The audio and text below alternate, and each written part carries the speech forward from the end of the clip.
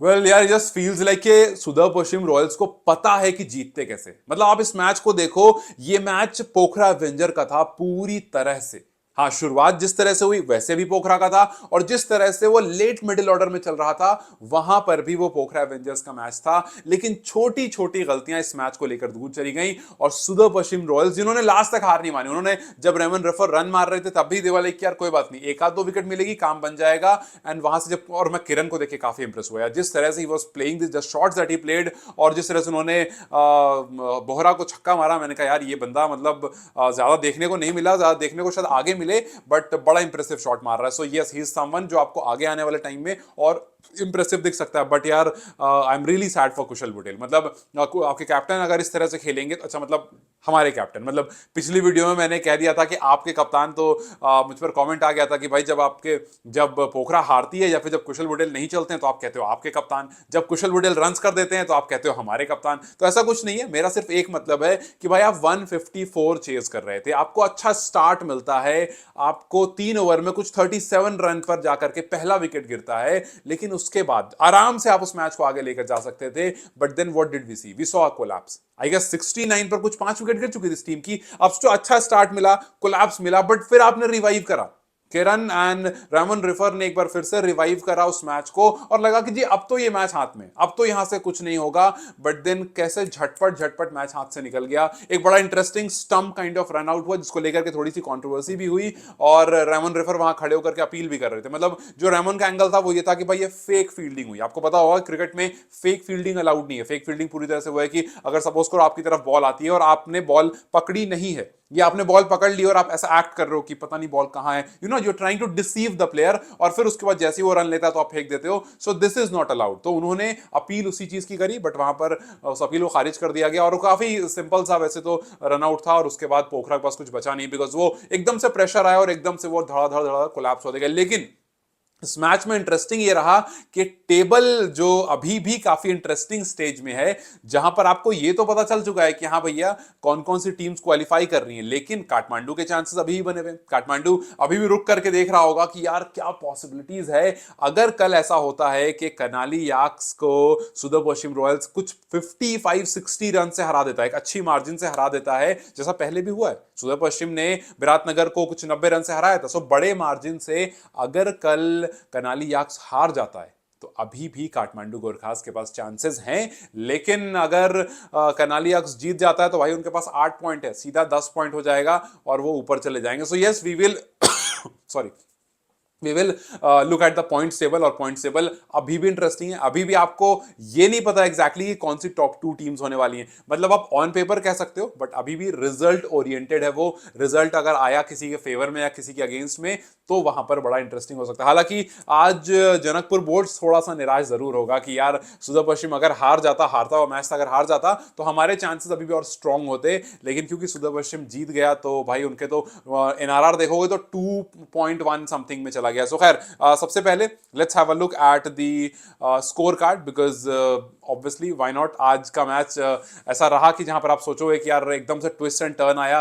150 का टारगेट, 154 बोले तो 150 का टारगेट, और उसको चेज करने जब पोखरा एवेंजर्स उतरे तो एंड्रयू गॉस हर बार की तरह, एंड्रयू गॉस के बल्ले से रन आए हर बार की तरह से। मेरा मतलब है वो 20-30 रन तो ऐड कर ही देते हैं यार, अगर खड़े रहते हैं तो। अगर शुरू में सिंगल डिजिट पे आउट हो गए तो हो गए, वरना वो 20-30 रन तो ऐड कर ही देते हैं। सो यस, एंड्रयू गॉस की तरफ से 36 रन आए, और फिर दिनेश खरेल के वो 15 रन। वो जो स्टार्ट पोखरा को हर बार चाहिए होता है वो उनको मिलता रहता है, लेकिन फिर उसके बाद जस्ट नेक्स्ट बैट्समैन के आने के बाद फिर वहां पर काम जो है खराब हो जाता है। ना दिलीप चले ना कुशल चले। कुशल तो खैर स्लिप में विराट कोहली की तरह आउट हो रहे हैं विराट कोहली की तरह, और यार पता नहीं फॉर्म भी उनकी तरह चली गई है। लेट्स होप कि उनकी फॉर्म जल्दी से वापस आ जाए, बिकॉज ये पूरा टूर्नामेंट बहुत उम्मीद थी यार कि कुशल पटेल रन करेंगे, थोड़े छक्के चौके देखने को मिलेगा, टीयू में मैच हो रहा है, मतलब हाई एक्सपेक्टेशन के साथ हम उतरे थे।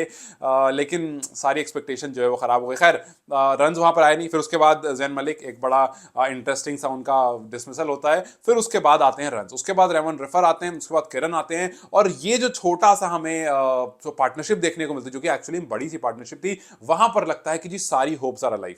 लेकिन फिर हरमीत सिंह का वो ओवर आता है और रेमन रेफर उस मतलब एक आसान बॉल और एक आसान शॉट, हालांकि उसमें पूरी ताकत नहीं जोड़ पाते हैं और एक लॉन्गर साइड पर जाकर सिक्स मारने की कोशिश करते हैं, पुल करने की कोशिश करते हैं, लेकिन वो जो है डिसमिस होता है और फिर वो भी नो बॉल होने वाली थी, लेकिन बड़े माइन्यूट से एंगल से वो नो बॉल होते होते बच जाती है। अच्छा, आज के मैच में एक और चीज कुछ साई ऑफ रिलीफ रहा, वो रहा आरिफ के लिए। आरिफ लगातार पूरे टूर्नामेंट में अभी तक, आज के मैच को आप छोड़ दो तो एक भी मैच में उन्होंने रन नहीं किए। हालांकि आज भी ऐसा नहीं है कुछ बहुत एक्स्ट्रॉर्डिनरी रन किए, बट ठीक है, मतलब आप ये बोलोगे कि यार एटलीस्ट आपने मोर देन 100 के स्ट्राइक रेट से रन किए और थोड़े आपके बैट से एक आध छक्का चौका आ गया, तो थोड़ा कॉन्फिडेंट जरूर हो गया आप, और इवेंचुअली वो सुदर्भ पश्चिम को हेल्प करेगा, उनको हेल्प करेगा, बिकॉज आगे अभी और भी मैचेस हैं। हाँ, सुदर्भ पश्चिम को टाइम बिल्कुल कम मिला है, अभी अभी वो फ्री हुए हैं, कल सुबह सुबह फिर वो तैयार रहेंगे। सो ये फटीक का इस्तेमाल कर सकता है कर्नाली एक्स, बिकॉज कर्नाली यहां से कुछ आगे बढ़ सकता है। खैर, विसॉ के हरमीत सिंह ऑब्वियसली के साथ स्कॉट मैकलेगन थे, उनके फाइफर आई, तो 3-4 फाइफर इस टूर्नामेंट में आ गई है।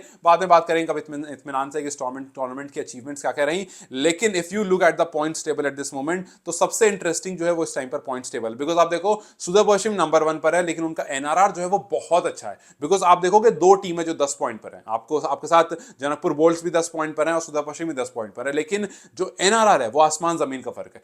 2.1 का एनआरआर अभी है आपको सुदर्भ पश्चिम रॉयल्स का, और जनकपुर बोल्ट्स का 0.1 का है। मतलब आपको कल अगर करनाली हरा भी देता है तभी सुदर्भ पश्चिम नीचे तो खैर नहीं आएगा, वो मोस्ट प्रोबेबली टॉप 2 में रहने वाला, अन्य सडन कुछ बवाल हो जाए, बट नहीं होने वाला है वैसा। So yes, Sudurpaschim is a tough team, is a team to beat, और उसके पास अब 2 चांसेस हैं फाइनल्स में जाने के ऑन पेपर। मतलब अभी जाहिर सी बात है कि आप बोलोगे कि कैलकुलेशन इसमें बच रही है, बट मेरे हिसाब से वो टॉप 2 में है, तो मैं उस सब चल रहा हूं कि अभी 2 चांसेस उनके पास होंगी। थर्ड और फोर्थ कौन होगा ये देखना, बिकॉज अगर कल करनाली एक्स, जिनके पास अभी 0.9 उनका एनआरआर, नेगेटिव में नहीं है, 0.9 उनका है और 0.1 जो है वो है जनकपुर बोल्ट्स का। सो अगर वो कल जीत जाते हैं, सोचो सोचो 10 पॉइंट इनके हो जाएंगे कर्नाली एक्स के, वो ऊपर चले जाएंगे, और जनकपुर बोल्ट्स जो कि इस टूर्नामेंट की फेवरेट टीम बनी चल रही थी, वो आ जाएगी थर्ड पर, और फोर्थ पर आ जाएगी Chitwan Rhinos. So Chitwan Rhinos will be on, if मैं कह रहा हूं, so Chitwan will be on fourth and Janakpur Bolts will be on third. और फिर 7वां मैच जो कर्नाली अपना खेल रही होगी, 2 पॉइंट लेगी, जीतेगी,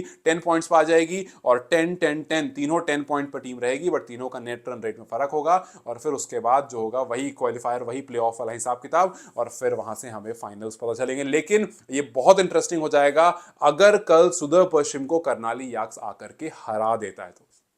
अगर कल करनाली हार जाता है तब तो ठीक है, करनाली वही फोर्थ पर रहेगा, और यही ऑर्डर चलेगा कि भैया पहले 2 मैच आपको, पहले 2 आपको दिखेंगे फर्स्ट और सेकंड, और फिर थर्ड और फोर्थ दिखेगा। सो फर्स्ट सेकंड आपस में खेलेगा, जो जीतेगा वो फाइनल में, जो हारेगा वो थर्ड और फोर्थ वाले के विनर से खेलेगा, और फिर उसका वहां जो जीतेगा वो चला जाएगा फाइनल में। सो यस, टॉप 2 टीम को 2 मौके मिलेंगे जैसे आईपीएल में होता है, लेकिन अब देखना इंटरेस्टिंग ये है कि क्या कल सुदर्भ पश्चिम हार जाता है। अगर सुदर्भ पश्चिम हारता है सो करनाली सीधा ऊपर जाएगा, लेकिन अगर ऐसा होता है करनाली हार जाता है तो देखना होगा कितने रन से हारता है, बिकॉज अगर वो बड़े मार्जिन से हार गया, कुछ 55-60 रन से हार गया, या फिर सुदर्भ पश्चिम ने आकर के कुछ 10-12 ओवर में चेस डाउन कर लिया जो टारगेट वो सेटअप करते हैं, तो फिर काठमांडू के लिए काफी इंटरेस्टिंग हो जाएगा। सो यस, लास्ट मैच है, और लास्ट मैच में भी इतना एक्साइटमेंट, दिस शोज के ये टूर्नामेंट काफी अच्छा रहा है, बहुत सारी इन आउट रहे, बहुत सारे ऐसी चीजें रही जो हिकअप्स रही, बहुत सारी चीजें इसमें सवाल रहे, वो हम बाद में रिजॉल्व करेंगे, अगले एनपीएल में उम्मीद करेंगे और बेहतर होगा। लेकिन अभी के लिए सुदर्भ पश्चिम